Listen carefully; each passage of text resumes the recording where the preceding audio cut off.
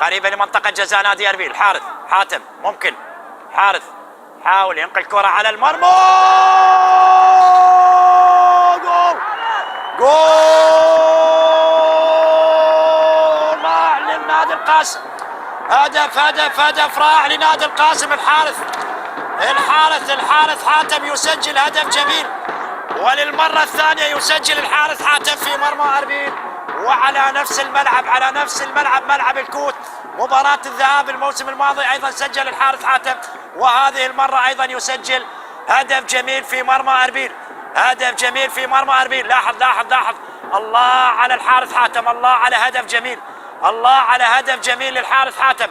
لعبها بعيدة عن حارس المرمى حسين علي جولي، وصعبة جدا على حسين علي جولي، والحارث حاتم يسجل أول أهداف المباراة.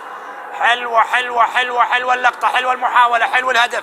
الله على هدف رائع عن طريق اللاعب الخبرة مع فريق نادي القاسم الحارث حاتم، اللي وضعها صعبة على حارس المرمى حسين